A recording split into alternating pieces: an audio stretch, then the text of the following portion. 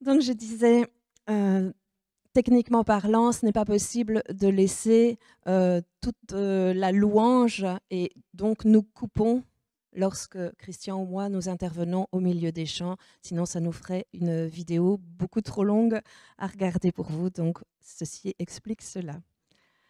Voilà, quelle semaine! Je ne sais pas pour vous, mais pour moi, elle était intense. Et je voulais vous dire merci.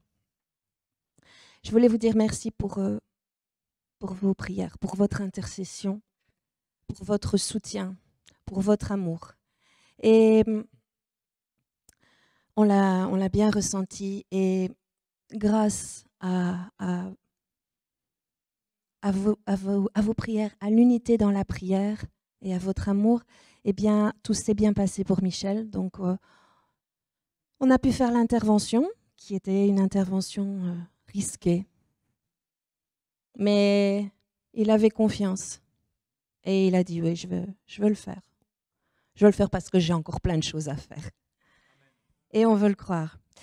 Et je suis contente que cette église s'est mobilisée parce qu'on était vraiment unis et il faut continuer de l'être parce que maintenant Michel doit récupérer, bien sûr, récupérer des forces et de l'énergie et entendre encore des choses de la part de Dieu. Donc, ne relâchez pas, continuez de prier. Et j'ai vraiment un grand respect pour les hommes et les femmes de Dieu, ceux qui ont la charge de pasteur ou de responsable dans les assemblées, ceux qui mènent. Parce que ces personnes-là sont particulièrement visées. Et on a entendu beaucoup de retours de pasteurs qui avaient des telles difficultés dans leur corps physique parce qu'il n'y avait pas derrière eux une église qui soutenait, une église qui se portait en bouclier pour ces hommes ou ces femmes de Dieu. Et voilà, si vous êtes dans une assemblée, portez dans la prière vos responsables parce qu'ils ont besoin de l'intercession. Ils sont ciblés, ils sont visés. Et c'est pourtant des hommes et des femmes que Dieu a choisis. Et c'est Dieu qui les a mis en place. Et du coup, Satan déteste ça. Satan déteste les hommes et les femmes de Dieu. Et il veut absolument les dessouder parce qu'il sait très bien que quand il vise la tête, eh bien, le corps s'écroule. Ou du moins une bonne partie s'écroule s'il n'y a pas de personne pour prendre la relève. Et c'est pour ça que je voudrais vous exhorter pour que dans vos assemblées, il y ait vraiment la prise de conscience du sacrifice que ces hommes et ces femmes font et de ce qu'ils ont besoin de prière, besoin d'être soutenus dans la prière, besoin d'être vraiment entourés de votre amour. Voilà, c'est ce que je voulais dire par rapport aux hommes et aux femmes de Dieu. Et moi, j'ai beaucoup de respect pour ces gens-là. Bien sûr, ce sont des hommes et des femmes, et bien sûr, il y a des erreurs. Mais je pense que quand vous êtes spirituel, quand le Saint-Esprit habite en vous, on dit l'homme spirituel juge de tout. Et quand il y a une erreur, et ça peut arriver, ne soyez pas là pour démolir l'autorité de votre Église, mais au contraire de la soutenir en disant « Ah, ça, moi, je ne le ressens pas, mais c'est pas grave. Seigneur, éclaire-le. Si jamais moi j'ai tort ou s'il a tort, éclaire-le. » Et non pas commencer à critiquer dans le dos. Parce que ça, ce sont des flèches, ce sont des traits enflammés du malin. Et c'est ce qui blesse les pasteurs. C'est ce qui fait que leur charge est tellement importante sur leur dos qu'on a des pasteurs qui sont épuisés, qu'on a des pasteurs qui sont fatigués et qui sont atteints dans leur corps. Voilà, maintenant, on va avoir l'occasion d'adorer notre Dieu parce que c'est lui qui est à la première place. Amen.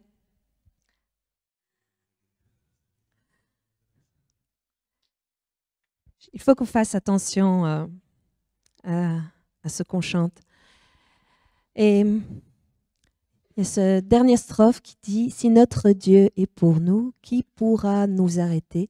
Et si Dieu est avec nous, qui sera contre nous ?» Là, il y a des conditions. Il y a des conditions pour que Dieu soit avec vous et pour que personne ne puisse être contre vous. C'est-à-dire être un véritable enfant de Dieu. Un enfant que Dieu connaît. Un enfant qui a une relation réelle avec son Père. Alors là, oui, rien ne pourra vous arrêter. Si Dieu est inscrit dans votre cœur à ce point, rien ne pourra être contre vous parce que oui, Dieu sera avec vous. Et je crois qu'il faut vraiment veiller. Veiller pour être cet enfant-là. Cet enfant-là, cet enfant qui se sanctifie, cet enfant qui est digne d'avoir le nom enfant de Dieu. Parce qu'il y en a beaucoup qui se réclament chrétiens, qui disent connaître Jésus, qui disent connaître Dieu. Mais quand vous voyez leur vie, ce n'est pas vraiment le reflet d'un enfant de Dieu. C'est pas ce que Dieu demande pour les conditions pour être son enfant. Il a tout donné pour nous, pour nos vies, pour notre salut. Il a donné Jésus, son Fils. Mais il y a aussi de notre part la nécessité d'aller, de faire la volonté de Dieu, d'aller vers la sanctification, d'éloigner de nos vies le péché. Et là, oui, alors, Satan n'aura pas de prise. Vous savez, le gros problème, quand il y a l'ennemi qui attaque, c'est qu'on a laissé des droits, des opportunités à l'ennemi parce qu'on laisse place encore au péché dans nos vies. Et même parfois, on le justifie. Et du coup, dans l'épreuve, dans l'atteinte, on est moins fort. On est moins fort parce que l'ennemi, il a une porte d'entrée. Parce que dans nos vies, ce n'est pas pleinement réglé. Et si dans ces derniers temps, ces dernières fois, on a eu autant de pression de la part de l'Esprit Saint pour nous interpeller, pour nous rappeler la nécessité de la sanctification, c'est afin d'être inattaquable, intouchable. Ce n'est pas pour vous embêter. Si Dieu dit ça, c'est parce qu'il dit « Je veux que tu sois couvert de la tête aux pieds par mon esprit et que tu sois une cuirasse qui est... » On peut pas transpercer. Mais chaque fois que dans nos vies, il reste des traces du péché, là, il y a une brèche dans notre armure. Et l'ennemi sait, il vise très bien. Et c'est pour ça que le Saint-Esprit nous exhorte à la sanctification. Vous savez, la définition de la sanctification, c'est retirer le péché de sa vie. Et je sais que ce n'est pas... Bien sûr, vous avez déjà une marche. Bien sûr, au niveau des péchés, il y a déjà un bon tri qui s'est fait. C'est vrai que le chrétien est celui qui vit avec Christ. Le vol, c'est plus quelque chose qui va faire partie de sa vie. Il ne va pas assassiner non plus. On va dire que les trucs énormes, ça va, c'est quelque chose qui ne nous atteint pas. Mais maintenant, on va dans le pointu de la part de Dieu. Là, Dieu est en train, dans ces derniers temps, de viser les caractères, de toucher les personnalités. Parce que dans les personnalités, il y a encore parfois le péché. Et je veux vous parler de ça parce que, en fait, je parle avec l'un et l'autre. Et puis, je parlais avec une personne chrétienne et elle est assez dynamique, cette personne, et assez franche, un franc-parler. Mais aussi parfois facilement se mettre en colère. Et elle me disait, oh, mais moi, je suis comme ça, puis de toute façon, Dieu me connaît, et puis il m'aime ainsi, et point à la ligne. Il n'y a pas à discuter. Et moi, je dis, ah, mais non, mais non.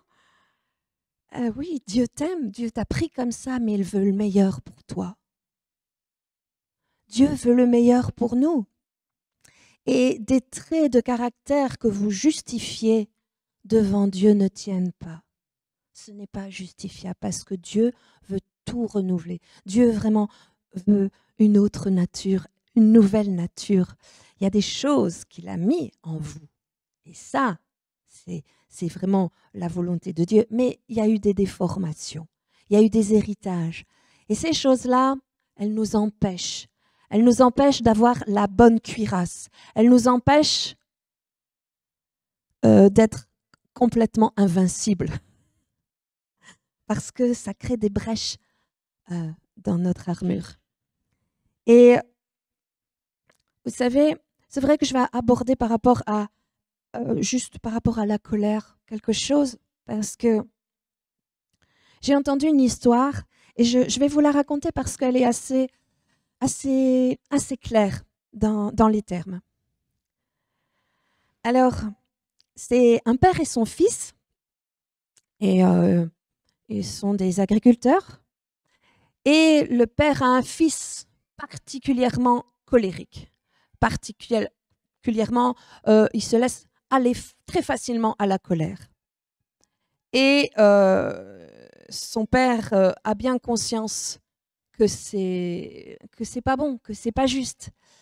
Et il essaye plusieurs fois de lui parler. Et évidemment, il répond, le fils, toujours très, très énervé, très en colère, en disant mais c'est pas possible, je suis comme ça. Et vraiment, c'est quelqu'un d'insupportable. C'est quelqu'un, au niveau de la colère, d'ingérable. Et son père lui dit, écoute mon fils, je voudrais que tu essayes de faire quelque chose parce que la colère n'est pas bonne conseillère.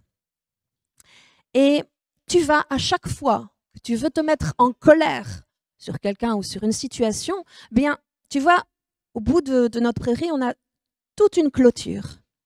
Et tu vas, par jour, chaque fois, parce que la colère était sur cette personne, chaque jour, tu vas prendre ce seau de clous et tu vas aller, à chaque fois que tu veux te mettre en colère, planter un clou dans le premier piquet selon le jour.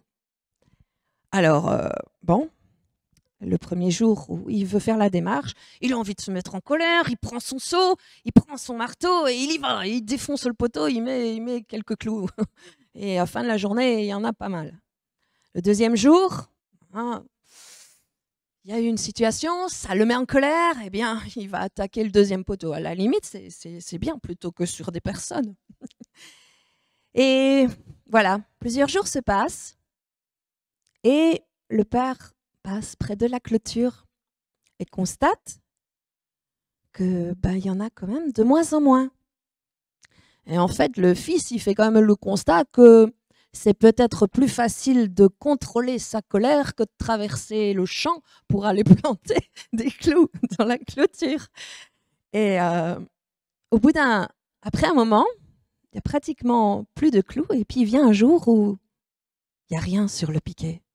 Alors le père vient voir son fils et lui dit tu as pu retenir ta colère?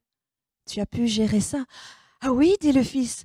Et je pense que j'ai compris. J'y suis arrivée à me contenir et vraiment à ne pas laisser ça exploser de moi. Et comment tu te sens? Ah ben mieux. Eh bien, c'est bien, mon fils. Eh bien, maintenant, chaque fois que tu vas avoir des journées où tu as réussi à contenir ta colère, ben, tu vas dans l'autre sens et tu vas retirer les clous chaque fois que tu as été victorieux par rapport à ta maîtrise sur la colère. Bon, et le fils le fait parce qu'il a compris. Il y a quelque chose qui s'est installé dans son cœur et il fait l'effort. Et puis, il arrive au tout premier piquet qu'il avait massacré. Et puis, bon, son père voit, après tout ce temps, en revue avec lui, les piquets. Et puis il dit, tu te rends compte, tu étais allé jusque-là? Et puis elle dit, oui, son fils, il fait le constat et quelque part, il est réjoui d'avoir vaincu un petit peu tout cet état de colère, de se mettre en rage. Et il défile devant les piquets et il arrive vers les premiers, qui sont hein, les premiers qu'il avait bien massacrés avec les clous. Et puis il dit, oh bah dis donc, là il dit, le fils, là j'ai pas raté mon coup, hein, là. Elle dit, et son père dit, oui, comment tu trouves l'état de ce piquet? Ah bah il dit, bah, ils sont plutôt abîmés. Il dit, bah tu vois, c'est ça le problème de la colère. C'est que même si après tu fais tout, tu demandes pardon, tu fais tout pour réparer, il y a des traces. Il y a des traces qui restent. À cause de ta colère, il y a des traces qui restent. Et dans ton entourage, que ce soit les personnes, même si après tu allais t'excuser, il y a eu des blessures qui ont été infligées. Et ça reste marqué. Et je pense que c'est une histoire qui est tellement juste. Et il y a des gens qui justifient leur colère en pensant que c'est quelque chose de fort. Personnellement, dans mon travail, j'avais une chef d'atelier qui était très colérique et qui vous rentrait dans l'art pour un oui ou pour un non. Et en tant que chrétienne, je me devais d'être soumise à l'autorité et je la respectais. Je ne la craignais pas, mais je la respectais. Et j'oserais dire qu'elle se déchaînait sur moi. Et moi, je me disais, bon, ben, Dieu, tu me fais justice, je n'ai pas à lui répondre, je n'ai pas à me mettre en colère. Et un jour, elle m'a vraiment... elle me dit, mais de toute façon, ceux qui ne répondent pas, ceux qui ne savent pas réagir, ce sont les faibles. Alors, intérieurement, je dis, c'est comme ça que tu me vois? Alors, elle dit, moi, j'ai un caractère fort. Quand j'ai quelque chose à dire, je le dis. Et si je dois, excusez-moi du mot, si je dois gueuler, je gueule. Et moi, j'ai besoin d'exploser. Je ne crois pas que ce soit vraiment ce que Dieu pense par rapport à la personne qui se laisse aller. À votre avis, qu'est-ce qui est plus facile quand vous êtes bien en colère? C'est de laisser passer ou avoir la maîtrise de soi et de tenir ça? Moi, je crois que celui qui arrive à fermer sa bouche et ses pensées dans ces moments-là est bien plus fort que celui qui se laisse aller à sa colère et à gueuler. Mais le monde ne voit pas comment Dieu voit. Alors on va peut-être vous traiter de faible parce que vous ne répondez pas. Mais vous êtes en train d'accomplir ce que Dieu nous demande de faire et de manifester les fruits de l'esprit. Parce que dans les fruits de l'esprit, il y a la maîtrise de soi. Et c'est nécessaire. Moi, je crois que dans la sanctification, les fruits de l'esprit sont nécessaires. La maîtrise de soi, pour des chrétiens, c'est important. Parce que si vous vous laissez aller à ce genre de choses, ben, les gens du monde vont dire, mais ils ne sont pas mieux que moi. Tandis que si vous arrivez à encaisser, on va dire, là, ils vont se dire, là, c'est pas possible. Moi, à sa place, et c'est ce qu'on m'a dit. Moi, on me dit, mais Agathe, tu n'es pas mordante. Non, mais j'ai un Dieu de justice. Et je vous avoue que Dieu m'a toujours fait justice. Donc, prenez conscience que de se laisser aux inspirations de l'ennemi, ça va créer une brèche dans vos vies où il pourra vous cibler, mais autour de vous, ça fera du mal et vous ne gagnerez pas. Alors soyez forts. Soyez forts. Mais ayez la maîtrise. Par l'Esprit Saint, c'est possible. Alors, ceux qui se sont autoproclamés caractère fort, demandez le réel caractère fort de Dieu. Amen.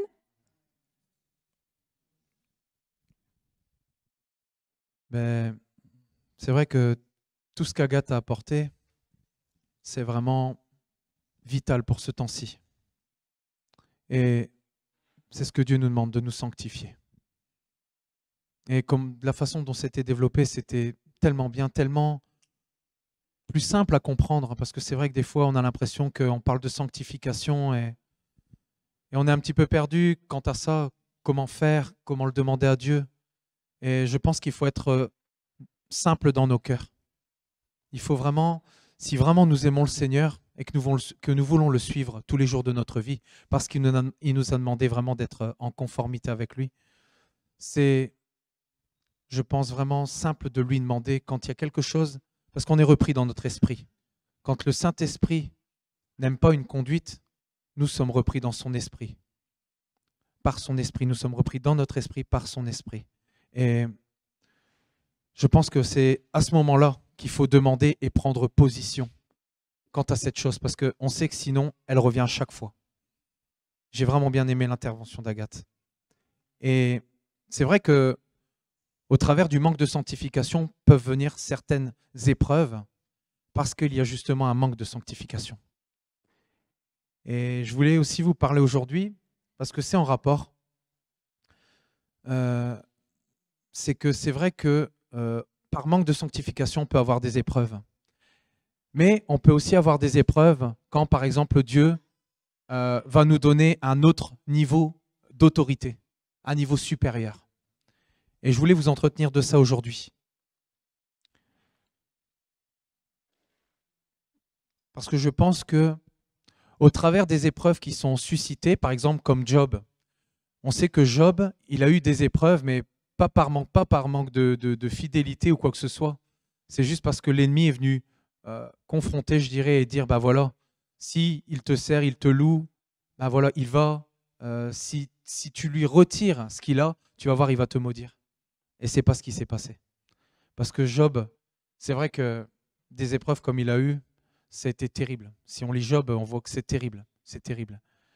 Et pourtant, on voit qu'il est resté fidèle, même si il a subi et il disait au Seigneur.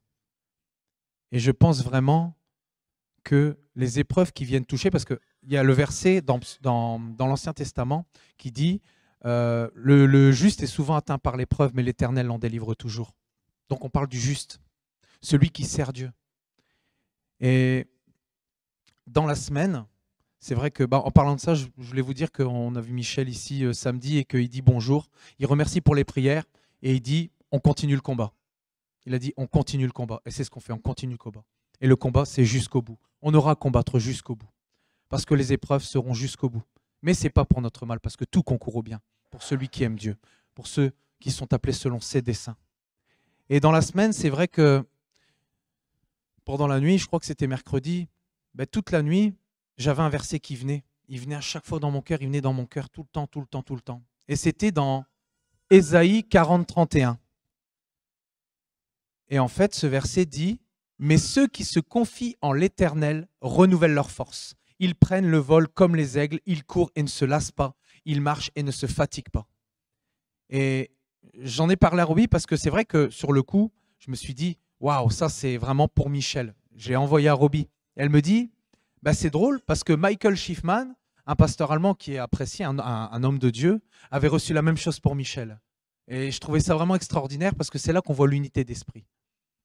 Et je voulais parler aussi de l'unité d'esprit parce que le fait, comme ça, dans l'épreuve, comme par exemple ici, Michel est fortement touché, ou même Sylvie est fortement touchée, c'est aussi l'occasion pour le corps de s'unir.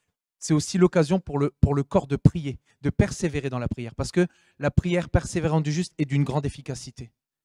Et c'est aussi cette occasion-là, je pense que des fois, nous avons des épreuves aussi, parce que le corps est appelé justement à être dans l'unité pour prier.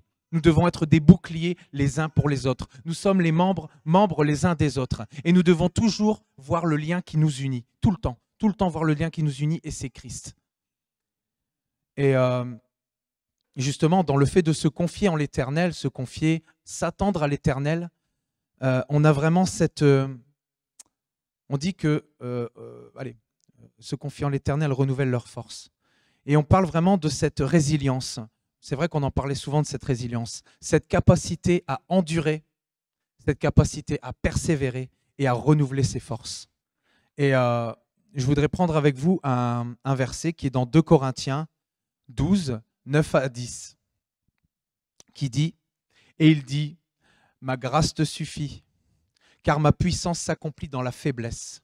Je me glorifierai donc bien plus volontiers de mes faiblesses, afin que la puissance de Christ repose sur moi.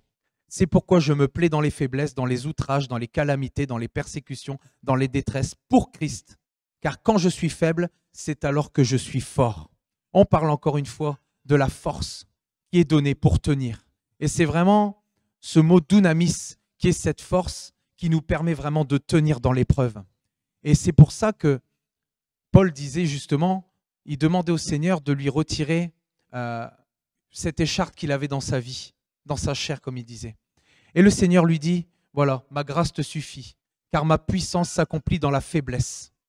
La puissance de Dieu s'accomplit dans la faiblesse parce que c'est quand je suis faible que je suis fort. Ça veut dire que quand je suis faible, que je suis en position de faiblesse, nous avons notre secours en Dieu. Et il attend que nous dépendions complètement, entièrement de lui. Il attend complètement que nous dépendions de lui. Et c'est pour ça qu'il dit, les outrages, je me plais dans les faiblesses, dans les outrages, dans les persécutions, dans les détresses, pour Christ. Et ce qu'il faut retenir là-dedans, c'est que Dieu est au contrôle de tout. On l'a chanté juste avant. Dieu est au contrôle de toutes choses. Ses promesses sont certaines. Et il a commencé une œuvre en nous, il va la terminer. Exactement comme pour Michel. Et c'est pour ça qu'on peut se raccrocher à ça. Que le corps s'unit et prie. Parce qu'il y a des résultats. Et nous les voyons. Je trouve ça vraiment c'est extraordinaire. C'est vrai que je dis beaucoup extraordinaire, mais on a un Dieu extraordinaire. Exactement, exactement. Et justement, je voulais vous parler aussi d'une petite chose.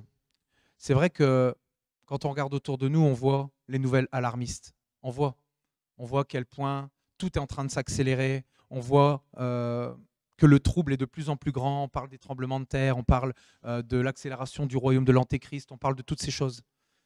Mais c'est vrai qu'on peut s'informer, mais il ne faut pas que cela devienne majeur dans nos vies. On ne doit pas regarder que ces choses-là, parce que sinon, c'est la dépression.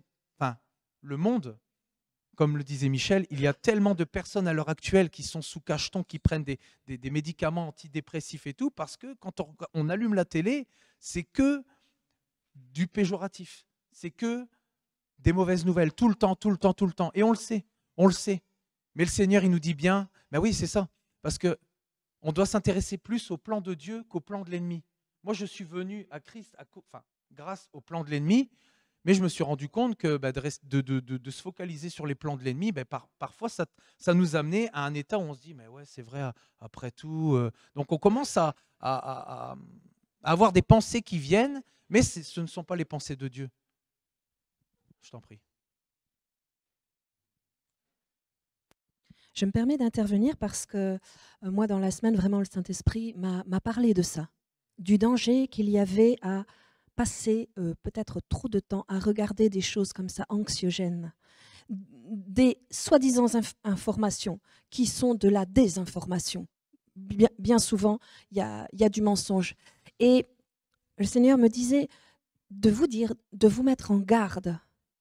Parce que c'est vrai que il y a quelque chose dans la nature humaine qui aime bien le sensationnel. Mais il faut faire très attention. Parce que c'est un moyen pour l'ennemi de nous distraire et de nous séparer de la grâce de Dieu, de nous séparer de la présence de Dieu. Et il y a comme un processus empirique. Quand les gens commencent à regarder ça, eh bien, ça entraîne à regarder encore autre chose. Et puis, on passe un temps fou sur ce genre d'informations et on saute d'une info à l'autre et tout est sombre, tout est catastrophique. Et au bout du compte, qu'est-ce que ça t'a apporté? Au bout du compte, qu'est-ce que tu en retires? Dans quel état tu es? Je ne pense pas que tu en ressors avec un esprit victorieux. Je pense que tu te dis, oh là là, c'est terrible, c'est la fin, c'est foutu. Moi, je crois qu'il est vraiment temps de pouvoir fermer nos tablettes, fermer nos téléphones, fermer la télé et prends du temps avec Dieu et vois les informations que Dieu veut te donner parce qu'il veut te faire grandir. Et n'aie pas Bien sûr, il faut être informé. Mais je crois que si vous devez être informé par rapport à ce qui se passe et ce qu'il faut faire, croyez-moi, le Saint-Esprit vous informera. Si vous cherchez sa présence, si vous cherchez plus la présence de Dieu que la présence des informations faussées, Dieu va vous avertir. Dieu va vous donner des conseils sur comment se comporter, sur quoi faire, quel choix faire. Et vous aurez une autre espérance. Parce que ce qui est en train de déferler par les informations, c'est vraiment du poison. Et ça fatigue les gens. Il y a en ce moment vraiment sur nos nations un tel état de fatigue qui vient, une oppression qui est pesante et qui font que les gens sont abattus. Et Dieu veut nous sortir de là pour qu'on soit véritablement des enfants de lumière. Il faut que nous sortions de ces mauvaises informations. Elles sont là, oui, ça va, ok, je suis au courant, mais ce n'est pas sur ça que je veux concentrer ma vie. Amen. Voilà, exactement. Et c'est vrai qu'on doit se centrer vraiment sur le plan de Dieu parce que dans ces temps-ci, si on voit l'ennemi agir, si on voit que les ténèbres deviennent de plus en plus épaisses, c'est parce que justement Dieu veut se servir de nous au travers de ça pour montrer une dernière fois sa gloire. Parce que nous savons qu'il est à la porte. Et c'est vrai que si on se concentre vraiment sur toute cette désinformation, comme je le disais tout à l'heure, il y a des pensées qui peuvent venir dans nos cœurs qui ne sont pas les pensées de Dieu et qui parfois peuvent mener à la dépression. Et dans ces cas-là, comment est-ce que nous, on peut être un témoignage si nous aussi, on est comme les autres sans espérance, qu'on laisse faire grandir, faire germer cette graine justement qui n'est pas du Seigneur. Et c'est vrai que, bon, petite anecdote comme ça, c'est vrai que ça, au début du Covid, ben, en fait, je voyais que tous les gens étaient en panique, machin, tout ça. Et je me souviendrai toujours, j'étais près de la pointeuse de mon usine. Je marchais et je me lavais les mains et tout, et puis ça parlait et tout. Et d'un coup, il y a une pensée qui est venue, et c'était une pensée de peur. J'avais une pensée qui venait dans mon cœur et qui faisait que j'allais commencer à être, comment je dirais, à être paranoïaque avec toutes les mesures qu'ils mettaient, avec vraiment ce truc, j'avais une pensée qui venait avec la peur du Covid. Et presque instantanément, parce que c'est ça, hein, c'est ça le combat. Le premier combat, c'est dans les pensées. J'ai secoué ma tête et je me suis dit, mais qu'est-ce que tu fais là? Tu es en train de te laisser assujettir par une pensée qui n'est pas celle de Dieu. Je vous le dis, l'onction est là. Et vraiment, tout de suite, j'ai secoué ma tête parce que ça peut aller tellement vite, de se perdre dans ce genre de pensée, d'exploiter des pensées qui ne sont pas celles de Dieu. Et je pense que, comme Agathe l'a dit, on doit vraiment se centrer, se focaliser sur ce que Dieu veut, sur la pensée de Dieu. Et d'ailleurs, juste en dessous, il disait, c'est vrai que dans Matthieu, à un moment donné, les disciples, ils demandaient quand serait la fin du monde, les prémices, tout ça. Et il disait qu'il parlait des tremblements de terre, des famines, de tout ce qui est des guerres, des bruits de guerre, de tout ce qui allait se passer. Et c'est vrai. Mais le Seigneur a dit, gardez-vous d'être troublés parce qu'il faut que ces choses arrivent. Ça veut dire que même si on suit le Seigneur de tout notre cœur, de toute notre âme, de toute notre force, ces choses-là vont arriver. Mais on ne doit pas s'en inquiéter. Parce que juste à la fin, je n'ai pas pris tout le texte, alarmiste, mais juste à la fin, il dit, mais celui qui persévérera jusqu'à la fin sera sauvé. Nous, on est appelés à ça, à persévérer jusqu'à la fin. C'est toujours une question de persévérance. Et je voulais vous parler, parce que c'est vrai que tout à l'heure, on a parlé d'un verset avec ceux qui se confient en l'Éternel renouvellent leur force. Et ils prennent le vol comme les aigles. C'est vrai que nous, on sait la signification des aigles dans le Nouveau Testament. On parle vraiment, j'ai été voir, et en fait, à 2 reprises, on parle vraiment du moment où le Seigneur va rassembler. Là où le cadavre sera, donc le corps, là où sera le corps, là seront les aigles. Et ça, c'est le moment où on va être enlevé. Mais en attendant, il faut continuer d'être porté par l'Esprit. Et je me permets d'apporter, parce que c'est vrai que j'étais avec... il y a 2 semaines de ça, avec Sylvie, on avait une réunion de prière. Et elle avait reçu quelque chose. Et c'était « Le temps presse, déployez vos ailes ». Et quand j'ai médité sur cette chose-là, je me suis dit, waouh, c'est vrai que si un oiseau ne déploie pas ses ailes, il ne pourra jamais prendre son envol. Et quand nous prenons notre envol, c'est comme ça que moi j'ai pu le méditer. C'est quand nous prenons notre envol, c'est au moment vraiment de cette conversion où on se convertit au Seigneur. On commence vraiment à suivre le Seigneur. Mais la chose qu'il y a, c'est qu'il faut vraiment que quand on a eu le baptême du Saint-Esprit, c'est de toujours être porté par le souffle du Saint-Esprit. Et c'est ce que j'avais compris dans justement le fait que le temps presse, déployez vos ailes. C'est de rester vraiment dans ce mouvement, dans cette dépendance entière au Saint-Esprit, dans cette soumission complète, de suivre les instructions, comme on en avait parlé la semaine dernière, de travailler à notre vocation, de travailler aux dons que le Seigneur a préparés d'avance et aux œuvres de justice. Parce que Dieu vient rechercher une épouse glorieuse, sans tache, revêtue des œuvres justes. Et c'est ça. Donc on doit continuer vraiment ce cheminement de sanctification en sanctification. Et nous allons aussi avoir les œuvres justes à faire. Et ça, nous devons vraiment écouter le Saint-Esprit parce que nous pouvons les faire en tout temps. Et c'est ce que je disais juste un peu plus loin, c'est qu'on parle d'un reste saint. C'est David Wilkerson, il disait dans sa vision, on parle d'un reste saint, d'une armée, mais d'une armée tellement puissante.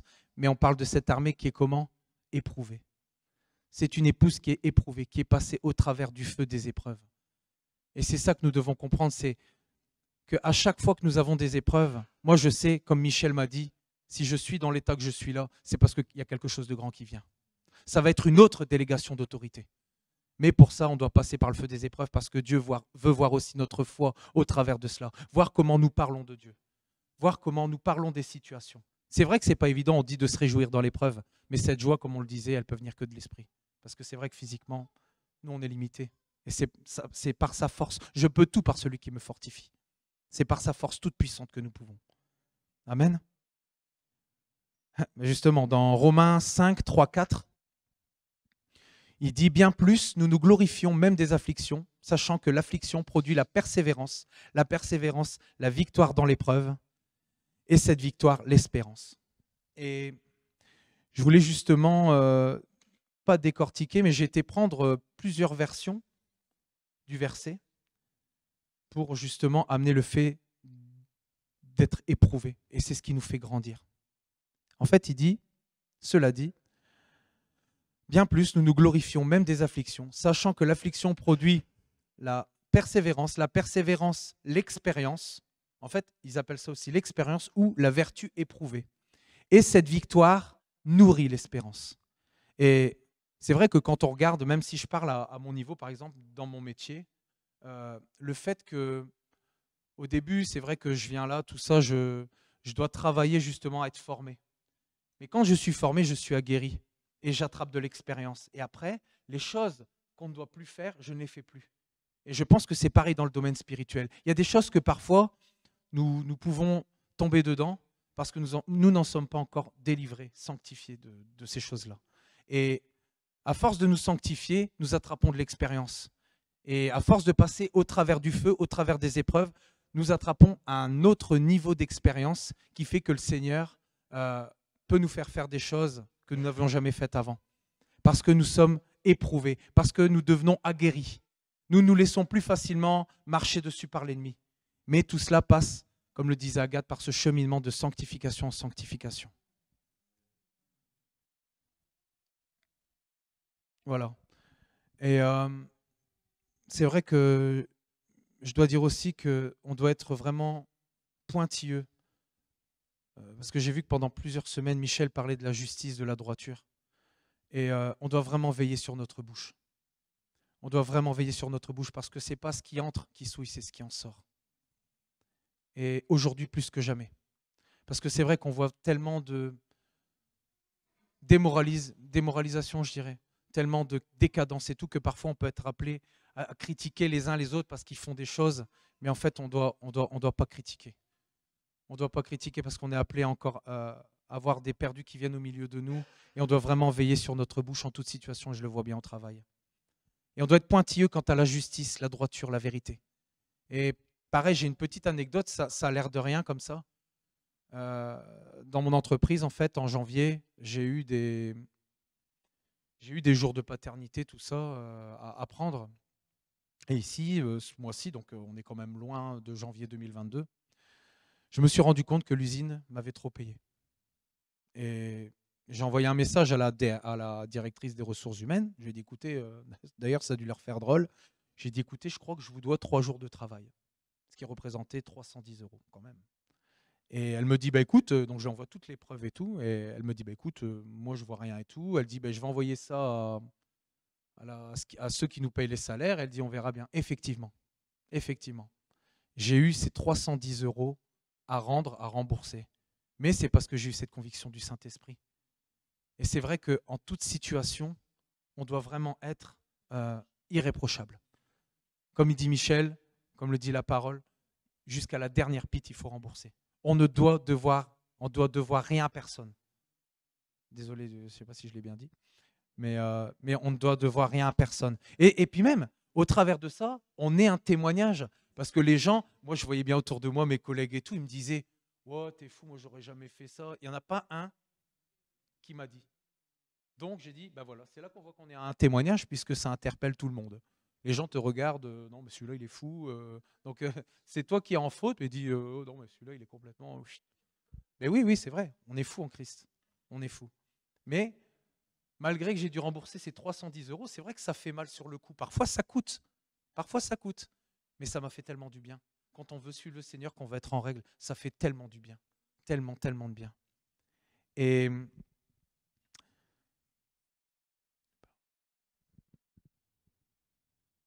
voilà. Et ensuite, ici, je voulais prendre un verset un petit peu plus loin, mais je ne vais pas lire tout le verset. C'est dans 2 Timothée 3, 1 à 5, qui nous parle vraiment de... Il dit, sache que dans les derniers jours, il y aura des temps difficiles. Il dit, car les hommes seront égoïstes, amis de l'argent, fanfarons, hautains, blasphémateurs. Il y aura tellement de catégories de gens dans cette fin des temps que, enfin, c'est terrible, on n'est pas étonné parce qu'on est dans cette fin des temps. On voit que le péché arrive à son comble. Et à la fin, il dit, aimant le plaisir plus que Dieu, ayant l'apparence de la piété, mais reniant ce qui en fait la force. Et je vois encore une fois qu'il y avait le mot force qui était là, et je dis, mais oui, c'est ça. C'est qu'est-ce qui fait la force, qu'est-ce qui fait notre force? Ben, c'est le fait d'être dans la piété. Et on en parlait tout à l'heure, d'être un sacrifice vivant. Et c'est ça, c'est être un sacrifice vivant. Que ce soit au niveau de la sanctification, que ce soit de la consécration, parce qu'on parlait des médias, tout ça, de la consécration à Dieu. Ça, c'est un sacrifice qui est vivant. Un sacrifice saint, donc un sacrifice vivant, saint, agréable à Dieu. Saint pour la sanctification, parce que Dieu nous appelle à la sanctification. Il s'est sanctifié lui-même pour nous. Et nous devons, combien plus forte raison, nous sanctifier. Et juste en dessous, il nous dit de ne pas nous conformer au siècle présent, mais d'être renouvelés par l'intelligence. Et moi, je pense que c'est ici, c'est dans cette période de temps, je pense qu'il va y avoir un renouvellement des forces, comme je disais tout à l'heure, mais je pense vraiment qu'on va rentrer dans une période, parce que Dieu fait toutes choses nouvelles. On va avoir vraiment, moi je pense, pour ceux qui suivent Dieu, le renouvellement dans notre intelligence pour comprendre quelle est la volonté, discerner la volonté de Dieu dans ces temps-ci. Amen.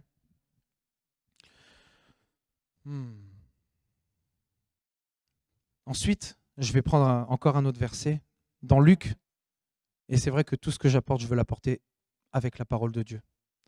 Je m'en rends compte parce que c'est vrai que j'amène beaucoup de versets quand même.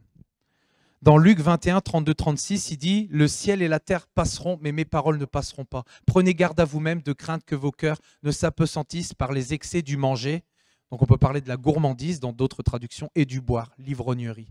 Et par les soucis de la vie.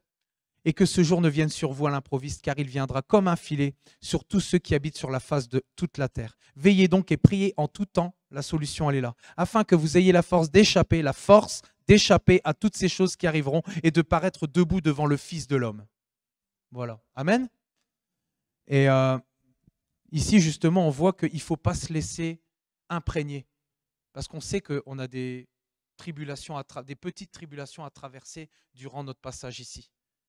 Mais on ne doit pas se laisser envahir par les soucis de la vie. Parce qu'ici, on voit les prix du gaz, on voit les prix de tout, on voit qu'il y a une flambée et on se dit comment on va faire. Mais moi, je pense que vraiment Dieu pense à tout. Moi, je pense que occupons-nous du royaume de Dieu et de sa justice, et je pense que Dieu fait toutes choses bonnes en son temps. Et je pense qu'il va agir encore pour ces temps-ci. Et il donne la solution justement ici. Il dit « Veillez donc et priez en tout temps afin que vous ayez la force d'échapper à toutes ces choses. » Qu'est-ce qui nous donne la force? C'est le Seigneur qui nous permet de tenir face à l'adversité, de tenir dans toutes les épreuves de nos vies.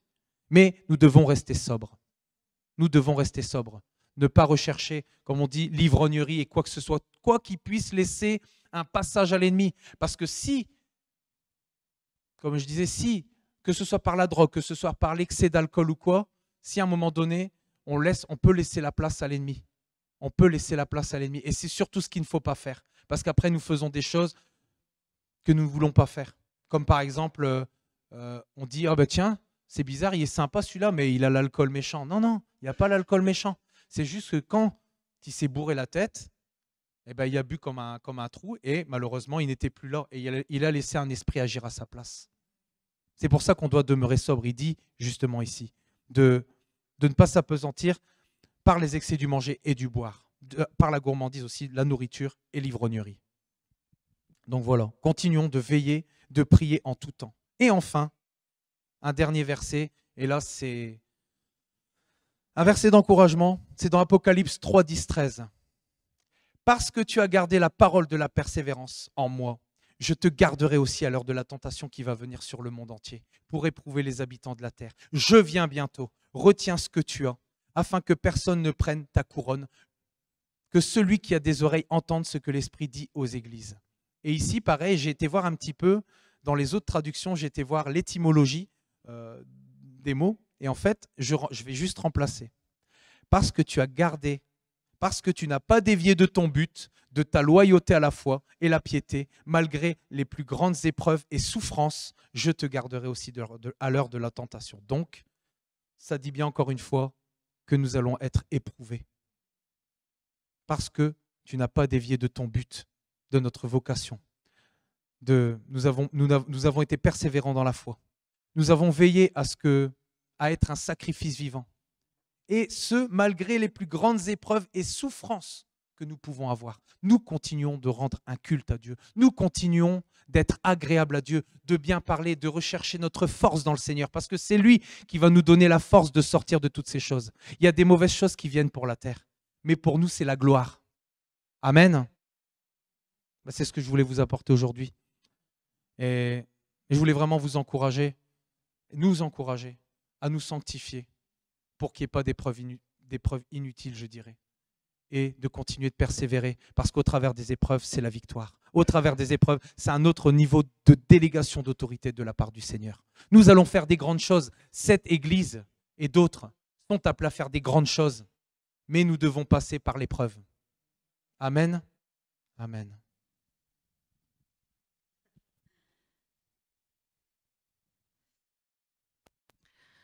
J'aime bien ce que le Saint-Esprit fait parce que c'est pointu.